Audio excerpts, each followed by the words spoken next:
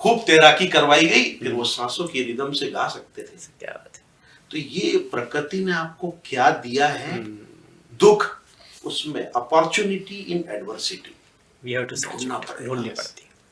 बहुत अच्छी बात कही। योगी जी, एक और सवाल उठता है, और कई जो संगीत की दुनिया के लोग हैं वो भी कहते हैं कि किशोरदा जो हैं वो क्लासिकल ज्ञान नहीं था उनको, खूब अच्छे गायक थे। ये सवाल पर क्या कहते हैं आप? इसमें मुझे थोड़ा सा हंसी भी आती है इस बात पे, क्योंकि एक तो वो लोग हैं, दो तरह के लोग होते हैं। एक तो वही कि जिनको जरूरत से ज्यादा क्लासिकल का पता है जी हाँ, और दूसरे वो लोग हैं जिन्हें कुछ पता नहीं है लेकिन वो कोशिश करते हैं कि क्लासिकल को समझने की। तो क्लासिकल में मेरी जो समझ, क्लासिकल क्या है, आपका सही नोट लगना जी, और जो शब्द हैं उसको उस भाव के साथ में प्रस्तुत करना जी। मतलब, और किशोरदा के बारे में तो कहा जाता है, मतलब पूरी इंडस्ट्री ये मानती है जी कि जब किशोरदा का जब नोट लगता था तो जो मॉड्यूलेशन फ्रीक्वेंसी होती थी उसका जो मीटर है वो पूरा लेफ्ट राइट में जाता था पूरा। अच्छा, मतलब, अच्छा यस, तकनीकी बात कह रहे हैं आप।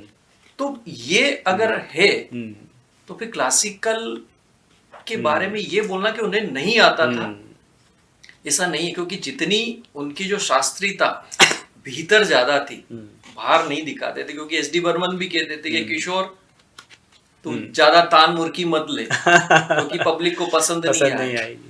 तो अनावश्यक रूप से, जैसे आज के कई बार गायकों को देखता हूं कि वो जो, जैसे लता जी ने अगर कोई गाना गाया है तो उसकी गाने में वो अनावश्यक मुर्कियां वो जोड़ते हैं, अनावश्यक, क्योंकि दिखाने के लिए हमें अच्छे कलाकार, अच्छे गायक हैं हम, लेकिन वहां जरूरत नहीं है उसकी। उस सिचुएशन में, उस जगह उसकी जरूरत नहीं। और दूसरी बात देता हूँ कि क्लासिकल सिंगर के साथ में एक फ्रीडम ये रहती है कि वो खखार भी सकता है, बीच में श्वास भी ले सकते हैं पूरी प्रस्तुति के दौरान। लेकिन पार्श्व गायन में आपको 4 से 4.5 मिनट में डिसिप्लिन होकर गाना है, बिल्कुल उस धुन में, उस सरगम के साथ में, उस परफेक्ट नोट के साथ में आपको पूरा गाना कंप्लीट करना है और वो सारे भाव उसमें डालना है जो पिक्चराइजेशन होने वाला है। जी हाँ, जी हाँ, क्या बात है।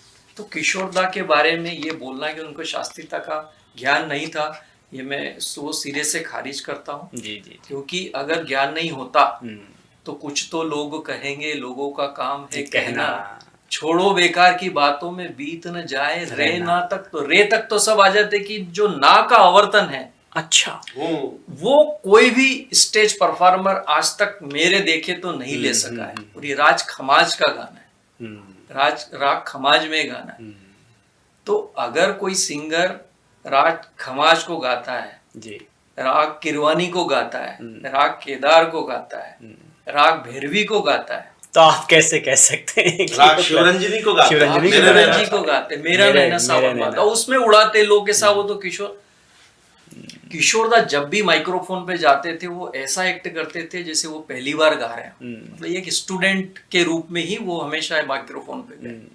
और आखिरी में जब उत्तम सिंह जी अभी आए थे पंकियाना, और उन्होंने ये बोला था कि हुस्न की वादियों में इश्क पलता रहेगा, उन्होंने वो गाना गाया था। अच्छा, तो किशोरदा ने उस समय भी उत्तम सिंह जी को बोला कि तू मुझसे जब तक गवाना जब तक तू संतुष्ट ना हो जाए, क्या बात, नहीं तो किशोरू में आऊंगा गाऊंगा चले जाऊंगा। सही बात है, सही बात है। लेकिन वो गाना का प्रोडक्शन देखिए, वो आप सुनिए, आप स्टीरियोफोनिक। बहुत रेलेवेंट बात इन्होंने बता दी जो पब्लिक को यहाँ पे एक और मालूम पड़नी चाहिए। जी जी, आवाज का जादूगर आपने बोला शुरुआत में, है ना, सम्राट बोला, उसकी तस्दीक करते हुए एक बात बताता हूँ।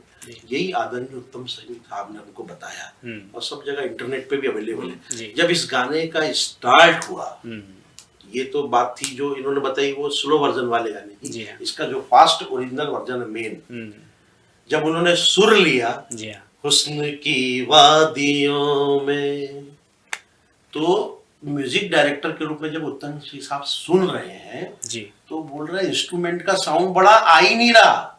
ओहो, मतलब उनकी आवाज स्टूडियो अपने आप में एक है। तो वो टेक्नीशियन कहते हैं इट इज फुल वॉल्यूम। ओहो, ये आवाज का जादू है।